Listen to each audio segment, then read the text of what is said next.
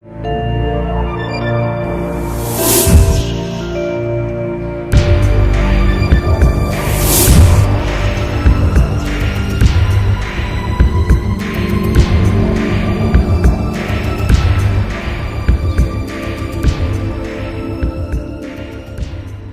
back sa session 2 ng Quest for Authentic Manhood. At tunay nga po na kung paano po yung nakaraang linggo natin ay very challenging yung ating mga narinig. Nagkaroon tayo ng mga ideas. Ay lalo pong mas matindi yung ating mga susunod na maririnig sapagkat para sa akin po ang mga bagay na ito ay ngayon ko lamang nakita na sa pagtuklas ng pagiging isang tunay na lalaki ay kailangan natin ng Biblia, yung mga kwento na nakikita natin sa ating kapaligiran ay mayahambing natin dito at magkakaroon tayo ng mga ideas na napakahalaga para tunay na madako tayo doon sa pagiging ganap na lalaki. Sa pagpapatuloy po natin, gusto ko pong magkwento sa inyo ng naging buhay ko nung ako po ay bata pa. Ako po ay mula sa norte, specifically sa Cagayan po. At nung ako ay nag-aral sa elementarya, ay malayo-layo po ng kaunti yung eskwelahan sa aming bahay. Ito po ay mga isang kilometro at kalahati.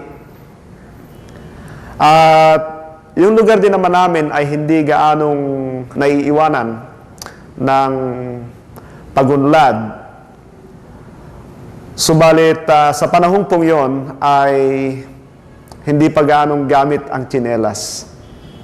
At every time ay naglalakad kami sa kalye, sa tanghali, sa hapon, at yung pong linalakaran naming aspalto ay dumidikit po yun sa palad ng aming paa.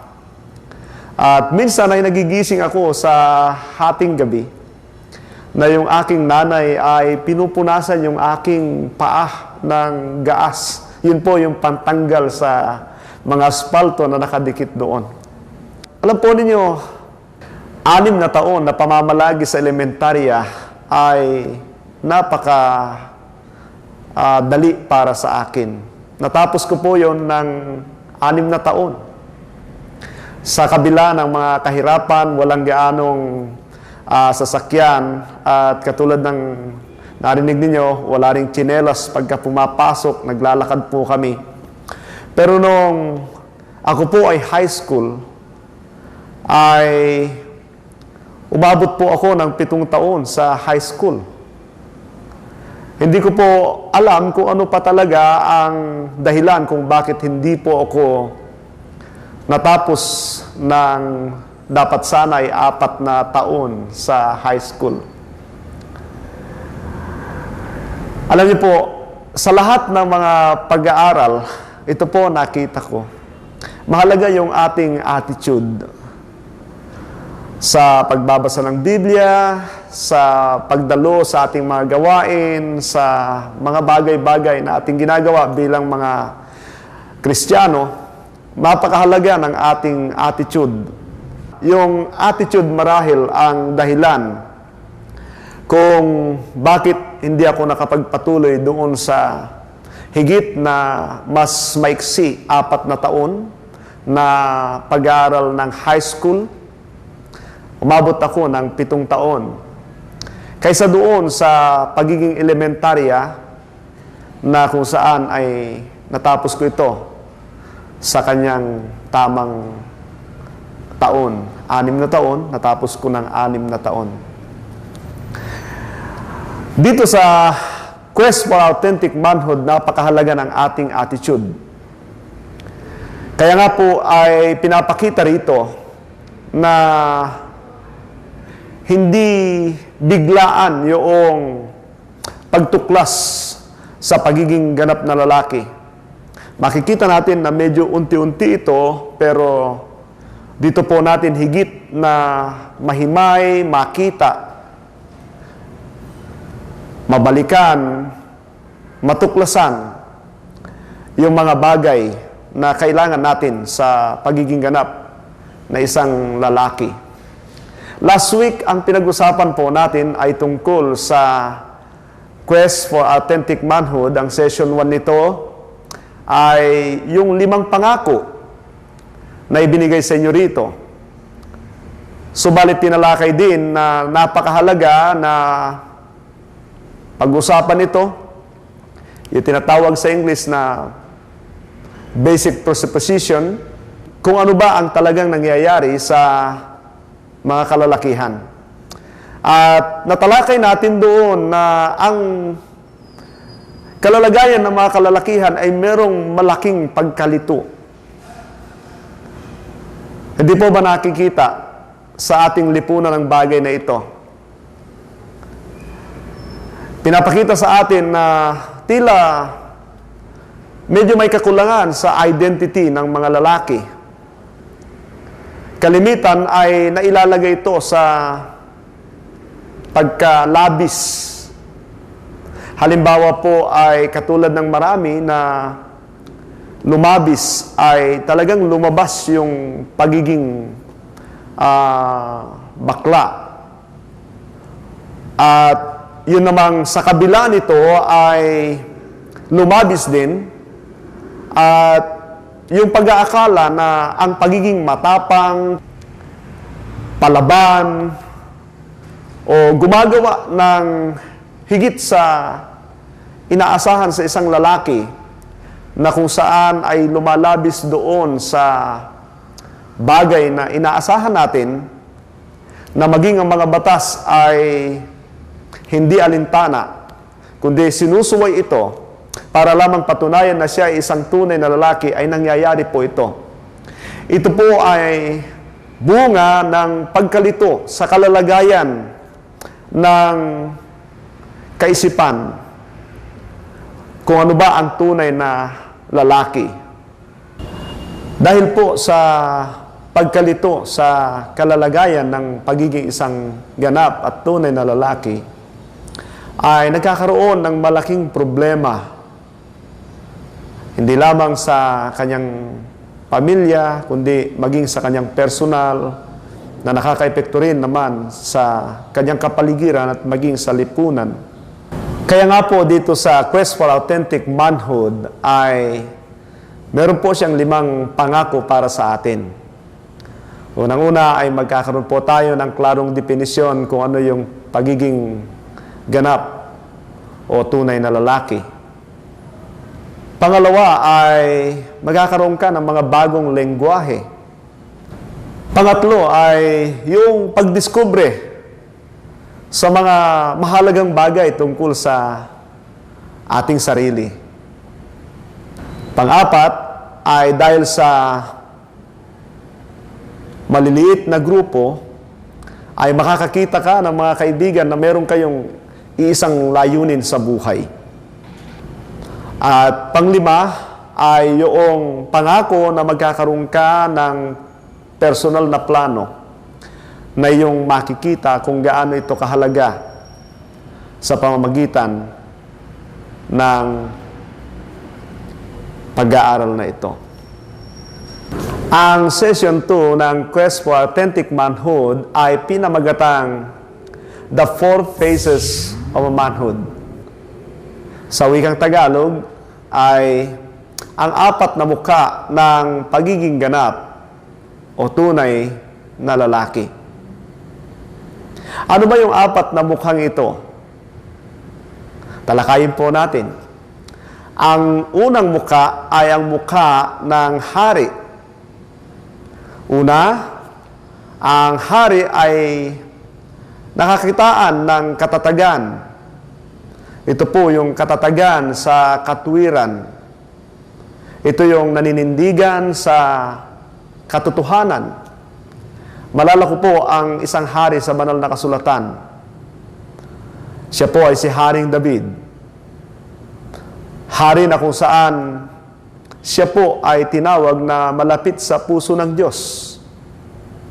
At alam niyo, hindi po ang dahilan ng pagkatawag kay Haring David na malapit sa puso ng Diyos ay yung hindi siya yung haring hindi nagkakasala, kundi siya po yung haring marunong tumanggap ng kanyang mga maling ginawa. At handa po siya sa ganap na pagbabago. Yan po ang hari na matatag sa katuwiran. Malala ko rin po ang isang presidente na marahil ay napanood ninyo at nakita, isa pong mataas na katungkulan ang kanyang inuupuan. Kumbaga ay katumbas po siya ng isang hari na kung saan ay natuklasan ang kanyang involvement sa babae. Pero alam po ninyo, ang kanyang sinabi, I never have sex with her. Siya po si Clinton. Si Haring David ay tinanggap ng Diyos. Si Bill Clinton, hindi matanggap ng tao. May mga ilan tayong mapagkakakilanlan tungkol sa bagay na ito, kung ano ang mukha ng isang hari. Meron po siyang malakas na conviction. Strong conviction, nga. At ang conviction na ito ay kung paano niya panindigan ang kanyang paniniwala sa Diyos. At bilang mga lalaki, ay ano ba yung paniniwala natin? Sabi nga natin, wala pong masamang relihiyon. Ang masama lang ay hindi natin pinapanindigan kung ano yung mga itinuturo sa atin, sa ating mga relihiyon. Ang isang lalaki na katulad ng may mukha ng pagiging isang hari, ay kung ano yung kanyang conviction, ay ito yung kanyang ginagawa. Malala po natin na maging ang pagpatay sa mga masasama ay ginagawa ng mga hari, sapagkat ito po yung kanilang conviction. Isa pa ay yung matatag na paninindigan tungkol sa moralidad. Ang pangatlo ay ang pagiging mapaglingkod. Ang pang-apat, ang matuwid na pangunguna. Ang ating bansa ay pinangungunahan ng mga presidente at ilan po sa kanila ay hindi nakatapos ng kanilang mga termino.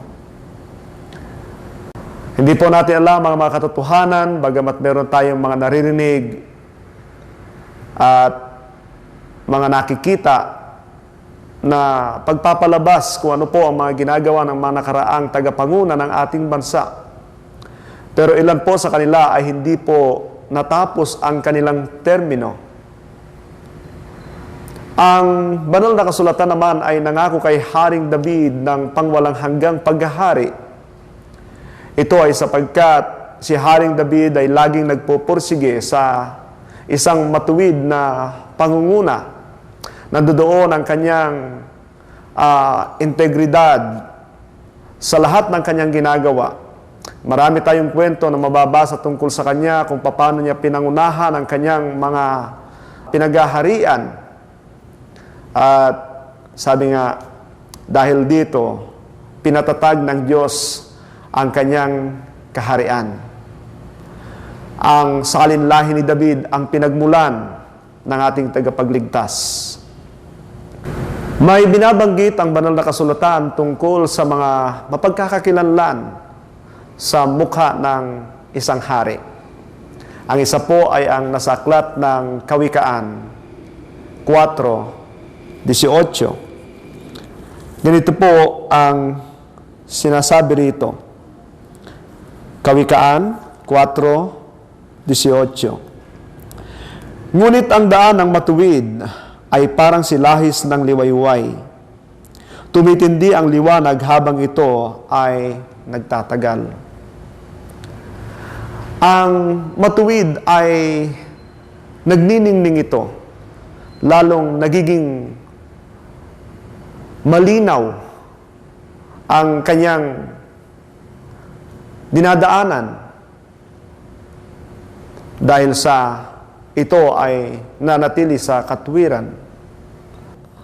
Ang ikalawang talata ay ang binabanggit sa Kawikaan, Kabanata 20, talatang 7. Ganito po ang sabi, kung ang isang amay namumuhay sa katwiran, mapalad ang mga anak na siya ay sinusundan. Makikita po natin na ang mukha ng hari, pagka nakitaan ng mga binabanggit natin, hindi lamang po ang taong ito ang pinagpapala, kundi ang kanya pong lahi, ang kanyang mga anak, ay meron pong malinaw na dadaanan.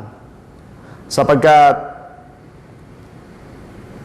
kung napakabuti po ng hari, ang kanyang mga tagasunod ay hindi nalalayong magiging mabuti. Ang ikalawang mukha ay ang mukha ng pagiging mandirigma.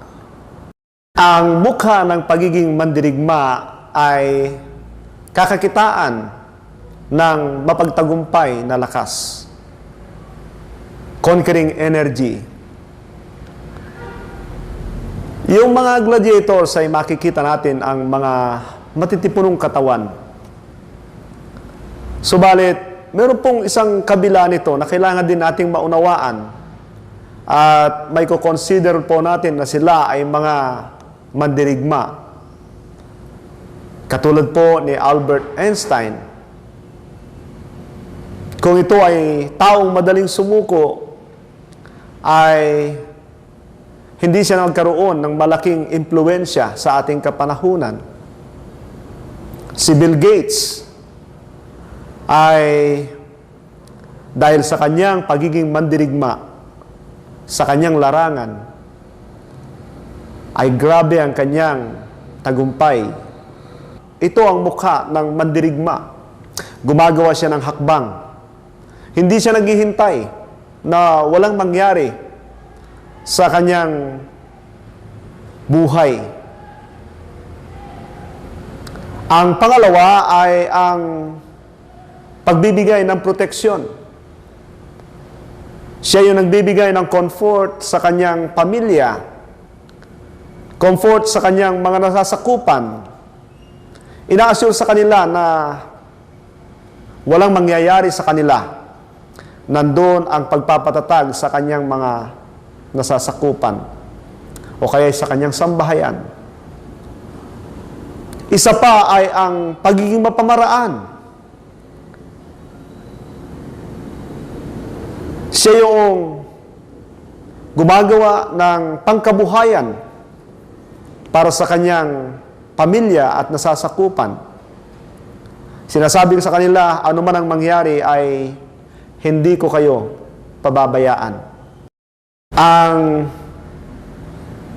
pagkakilanlan sa pagiging mandirigma ay ang hindi madaling pagsuko. Siguro magandang kwento na maibahagi natin dito ay tungkol kay Manny Pacquiao.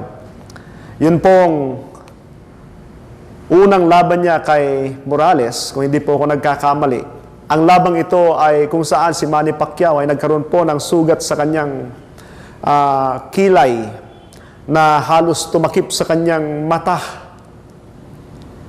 At alam ko na lahat tayo mga Pilipino ay kinabahan sa bagay na ito.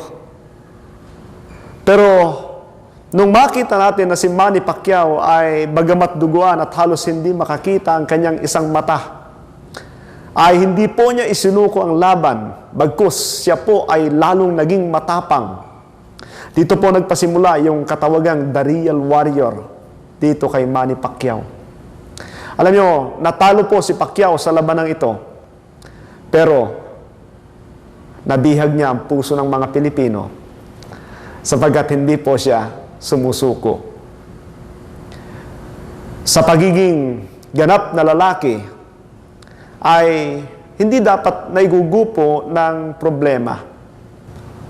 Si Escudero Bagamat hindi natin pinapanigan ang mga lumalaban sa gobyerno, ay naninindigan po sila sa kanilang mga ginagawa. Si Cayetano, ito po yung nagpalakas sa boto ng mga taong ito. Ilan ang nagmahal kay Robert Jaworski? Dahil kahit huling yugto ng kanilang labanan sa basketball, ay hindi siya sumusuko. Ang banal na kasulatan ay nagbibigay ng talata tungkol sa bagay na ito. Sa unang Timoteo 6:11 hanggang 12, ganito po ang sinasabi. Ngunit ikaw na lingkod ng Diyos, umiwas ka sa mga bagay na ito. Sikapin mong mamuhay sa katwiran, kabanalan, pananalig, pag-ibig, pagtitiis, at kaamuan. Gawin mo ang buo mong makakaya sa pagkilala alang-alang sa pananampalataya at kakamtan mo ang buhay na walang hanggan, yamang diyan ka tinawag ng Diyos, nang ipinahayag mo sa harapan ng maraming saksi ang iyong pananampalataya.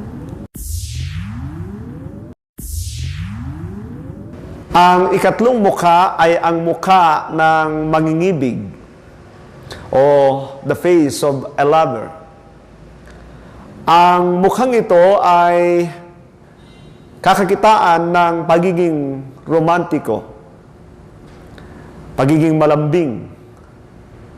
At ito ay medyo mahirap para sa atin, mga kalalakihan, sapagkat meron tayong imahe na pagiging matigas dahil sa ating kalalagayang warrior. At nandoon ang pagiging disiplinado, yung tinatawag sa English na toughness. At ang pagiging isang mangingibig ay halos kabaligtaran ng pagiging isang mandirigma.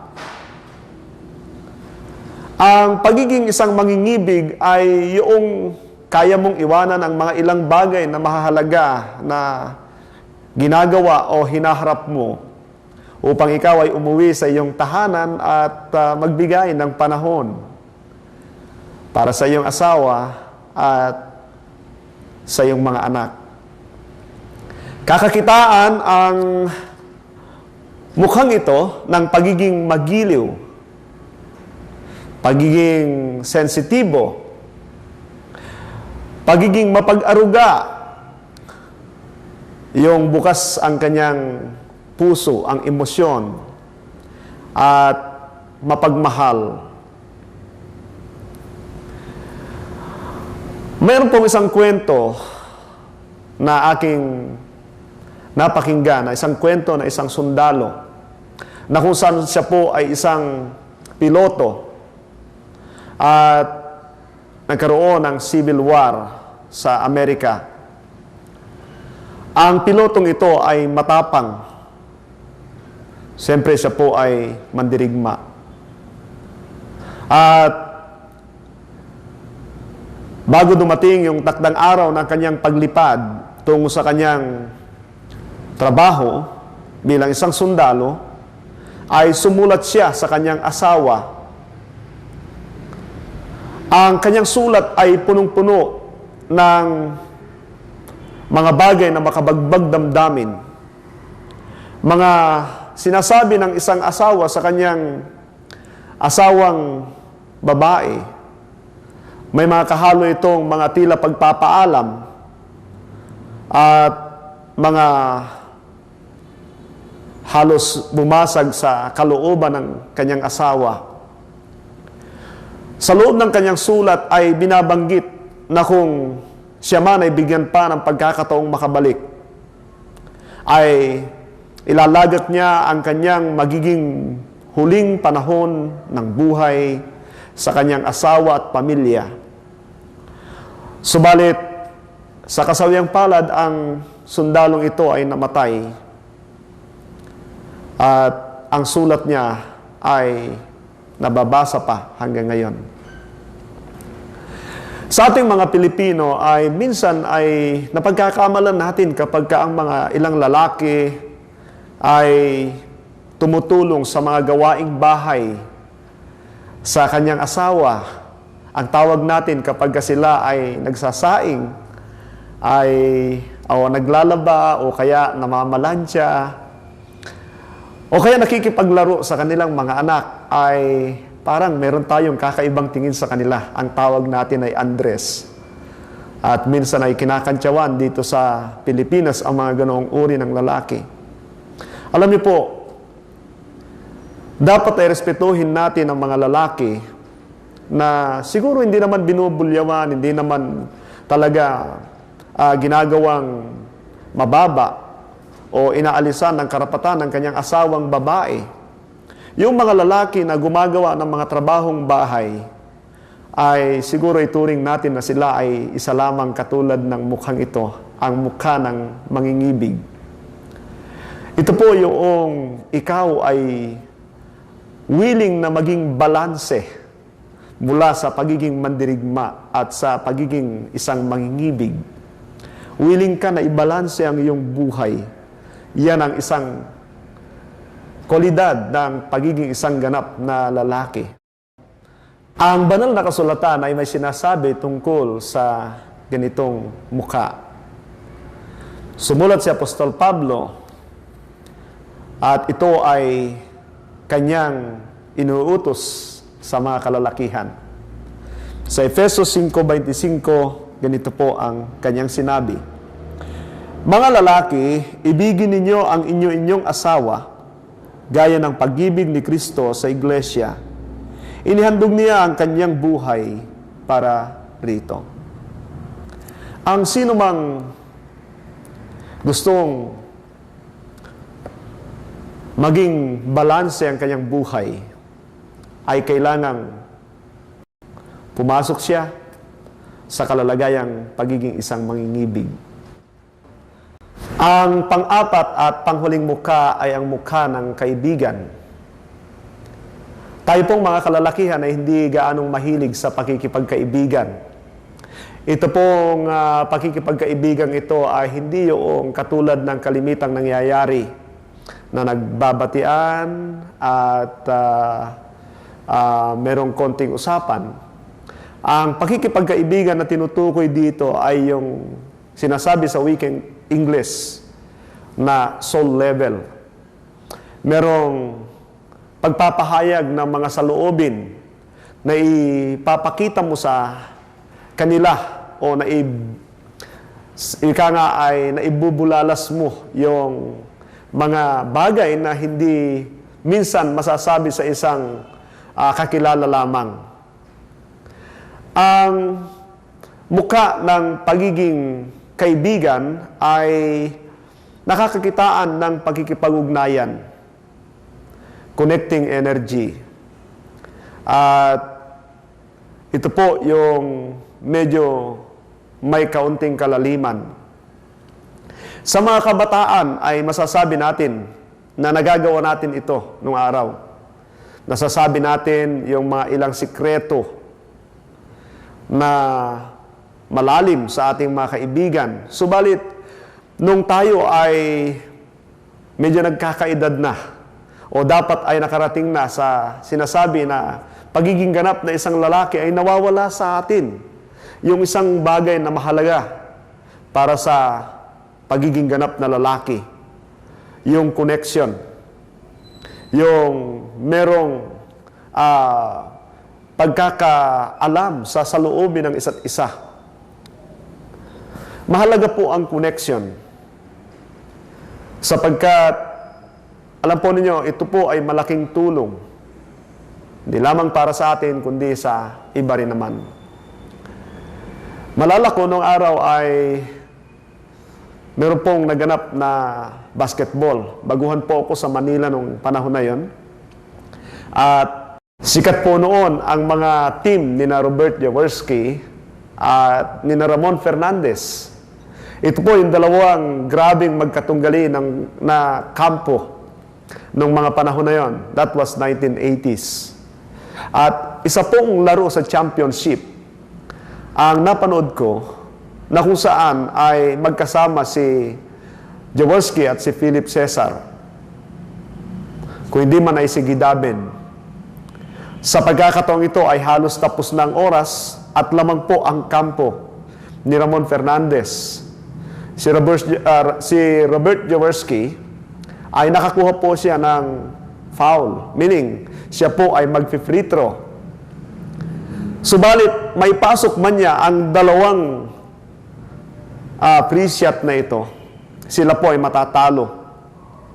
Pumasok po yung una at ang pangalawa ay very crucial. Ito man ay maipasok, talo pa rin sila. Sa pagkakataong ito ay tumingin po si Jaworski kay Gidaben bago siya tumira ng kanyang huling tira. Alam po ninyo, yung tira na yun ni Jaworski ay pinatama niya sa gilid ng ring para pumunta doon sa kanyang kakampi na si Gidaben.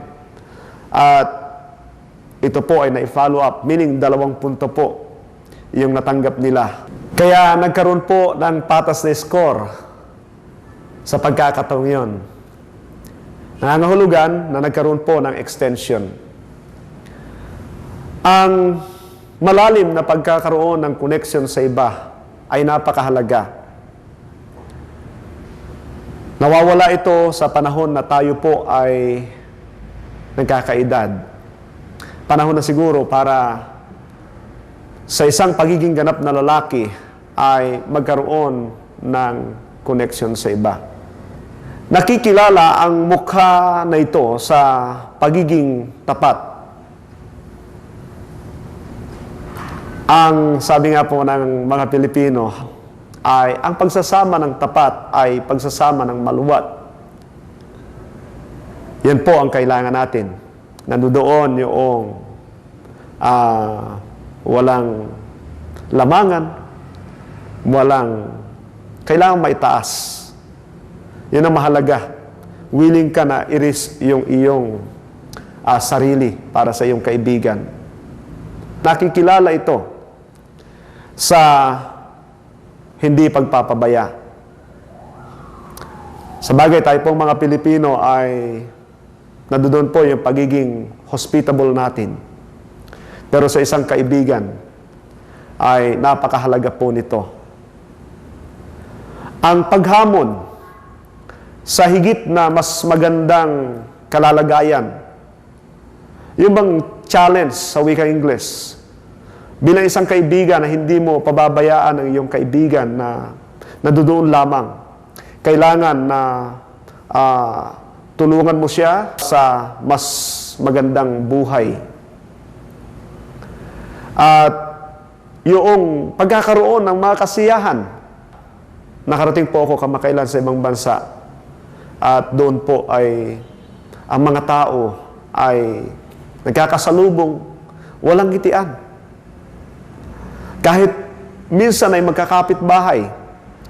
Sa Pilipinas po ay maganda yung ating kaugalian ganon. Nandoon ang anyo ng pagiging masayahin.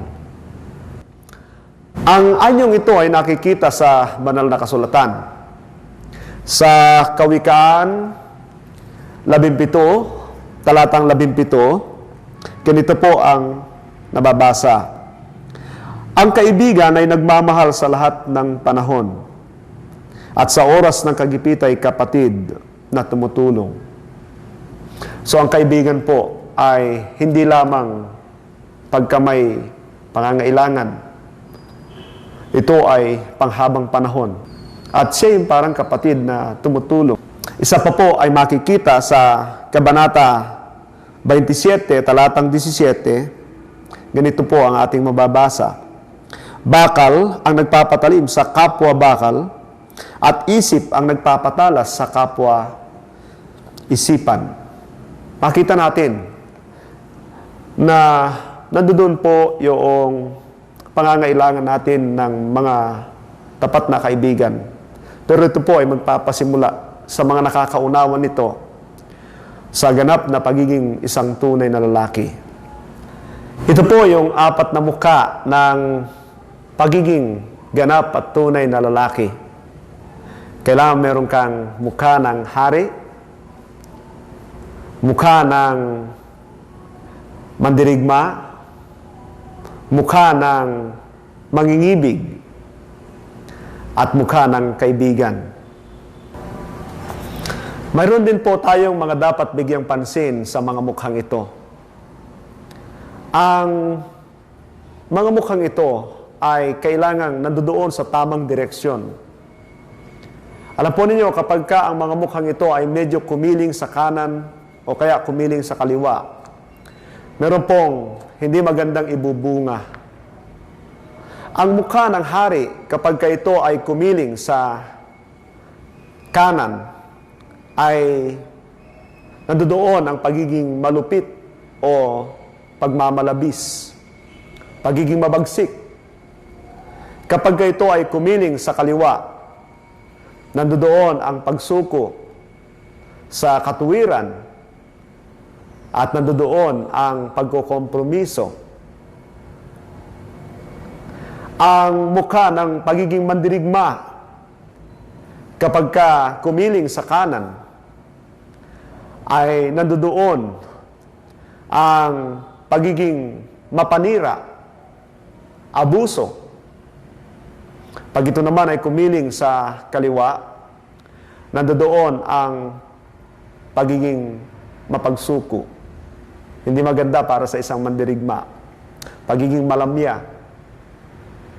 Ang mukha ng mangingibig, kapag ito ay kumiling sa kanan, nandoon ang pagiging mapamintas, pagpuna sa mga kahinaan. Kapag ito ay kumiling sa kaliwa, nandoon ang pagiging malamig. Ang mukha ng pagiging isang kaibigan, kapag ito ay kumiling sa kanan, ay nandoon ang pagiging mapaggamit. Gagamitin niya yung mga tao, yung kanyang mga kakilala, kaibigan, tinuturing na kaibigan. Pag ito naman po ay kumiling sa kaliwa, nandiyan ang pagiging mapag-isa at magiging malungkutin. Ang resulta ay nakikita natin, naririnig natin sa sanlibutan.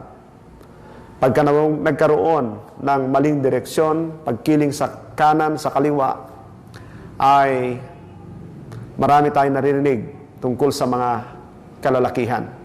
Dito nga po ay meron tayong mga ilang salita na narinig mula sa mga banyaga. All men are brute. Di po maganda. At sinasabi pa nila, all men are insensitive. At alam po ninyo, hindi maganda ang mga salitang ito. Ito po ay mga kaisipang mali tungkol sa pagiging lalaki. Meron pong tama para sa bagay na ito. Yung hindi pagkiling sa kaliwa o sa kanan. Ang buong sanlibutan, mga kaibigan, ay nangangailangan ng mga tunay na lalaki. Mga lalaki na totoo.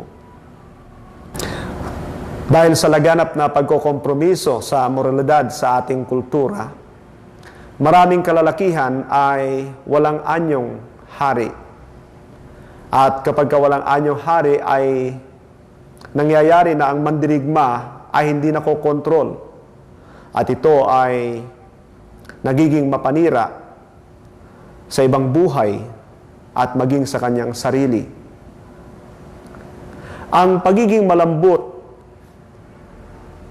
o masasabi nating parang binabae, subalit hindi naman bakla, ay itinataboy ang anyong mandirigma sa mga kabataan. Bunga nito ay ang pagiging malamya, walang desisyon sa patutunguhan, at mahinang liderato. Ito po ang nangyayari sa ating lipunan. Tunay nga po, ang mundo ay nangangailangan ng apat na mukha. Ang balanseng pagiging lalaki. Kaibigan, Desperado po talaga ang mundo na makakita ng lalaking apat ang mukha. Ang north, east, west, south ay nagpapakita ng apat na direksyon. Ang winter, spring, summer, at fall, ito po sa Amerika, ay apat na panahon, kapanahunan. At ang earth, wind, fire, and water ay apat na mahalagang elemento ng mundo. Ang king, warrior, lover, friend ay apat na mukha ng balanseng lalaki. Nawa pag uwi mo ay pumunta ka sa salamin. Makita mo kaya ang apat na mukhang ito sa iyong sarili. Next week po ay magbubukas na tayo ng ating mga pansariling bagay para unti-unti ay mabuksan at unti-unti ay makikita natin yung hinahanap natin dito sa bagay na ito. See you po next week. Magandang araw po muli sa inyo. Pagpalain po kayo ng ating dakilang Diyos.